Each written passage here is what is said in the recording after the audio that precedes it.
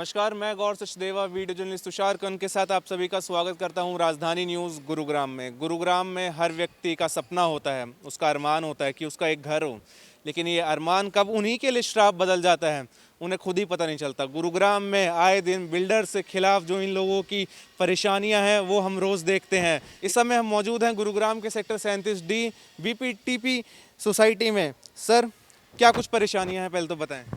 मैंने बीपीटीपी स्पेशियो में अपना घर 2010 में बुक कराया था और ये प्रॉमिस किया था बीपीटीपी में कि 2013 में आपको एंड तक हम आपको दे देंगे। ठीक है, उन्होंने, लेकिन आज आप देख रहे हैं 2021 हो गया।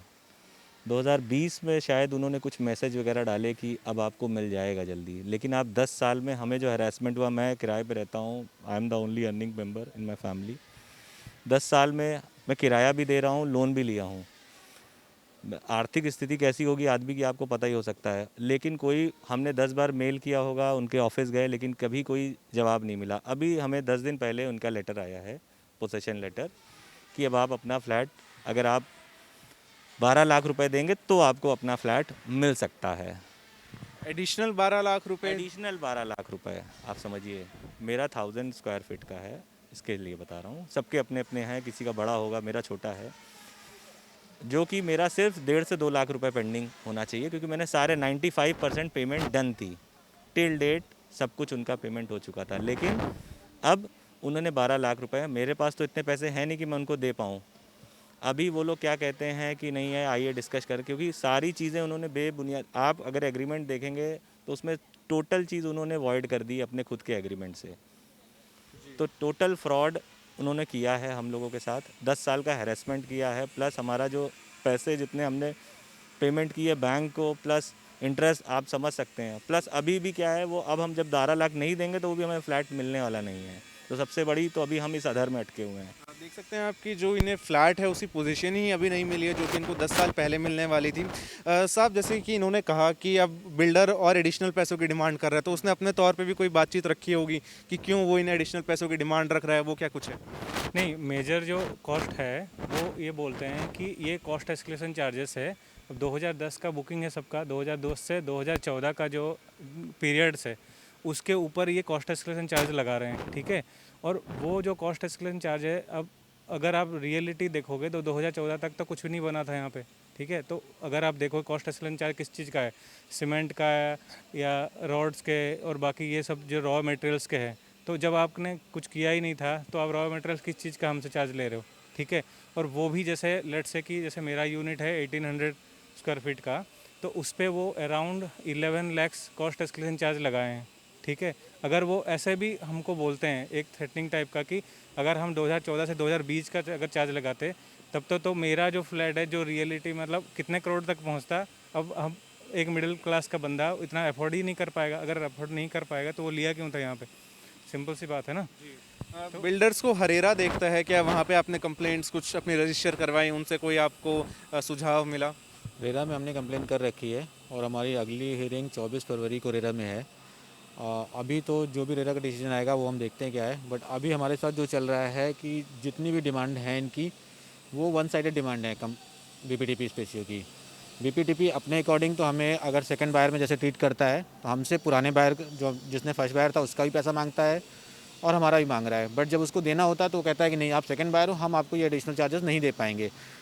अगर डिले पेनल्टी की बात करी जाए तो कहता है हम आपको डिले पेनल्टी नहीं देंगे, आप सेकंड बायर हो। अगर मैं सेकंड बायर हूँ तो मुझसे फर्स्ट बायर के पैसे क्यों मांगे जा रहे हैं? वैट हो गया, जीएसटी हो गया, या जो भी चीज़ें डिले हुई हैं, जो भी डिले हैं, वो पैसा मेरे से फिर क्यों मांगा जा रहा है? अगर मुझे एज अ सेकंड बायर करता, मैंने 2017 में ख़रीदा था, तो 2017 के आसपास ना इन्होंने हमें बताया कि एरिया इंक्रीज़ है। इवन 2020 क्या 2021 तक भी नहीं बताया। अभी जब मुझे एक हफ्ते पहले मुझे इन्होंने लेटर दिया उसमें बताया कि आपका इतना एरिया इंक्रीज़ है। मेरा एरिया जो इंक्रीज़ है, अगर एज़ पर एग्रीमेंट हम जाएँ तो 10% के अकॉर्डिंग वो कर सकते हैं, 60 या 70 स्क्वायर फीट, लेकिन यहाँ पे 103 स्क्वायर फीट किया है, वो भी इन्होंने गलत किया हमारे साथ। जो ये है इनका सब कुछ वन साइडेड है, हम जो करेंगे सही है, आपके लिए सब कुछ नहीं है।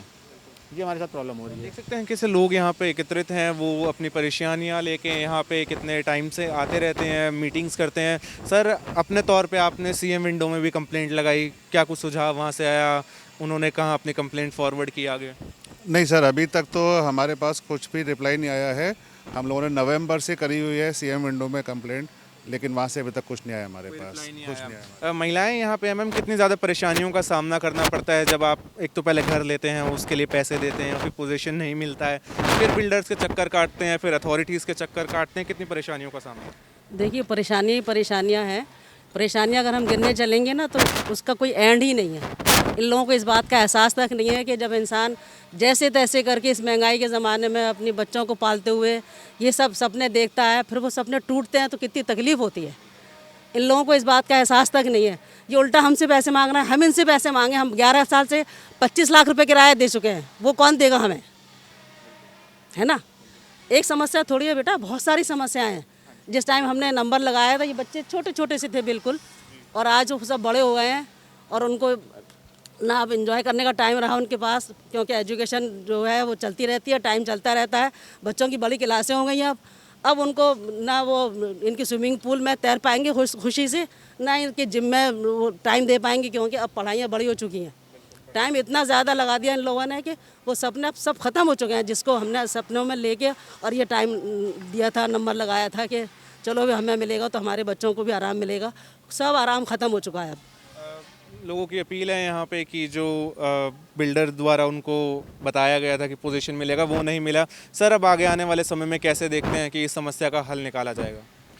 हम तो कंप्लेन करने के लिए तैयार हैं कि ये जो भी पैसा ये लोग मांग रहे हैं ये टोटली अननेसेसरीली है, या ये इनका कोई मतलब कोई वजह ही नहीं है यहाँ पे कि भाई ये इतने पैसे मांगे, क्योंकि एक बेस प्राइस होता है।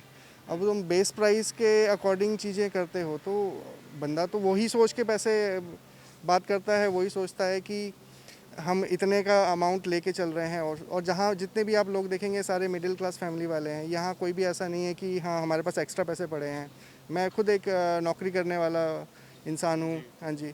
तो इतने पैसे तो होते ही नहीं है, तभी तो यहाँ घर ले रहे हैं। अगर ज़्यादा पैसे होते तो हम कहीं और ऑलरेडी मूव इन वाला फ्लैट नहीं ले लेते।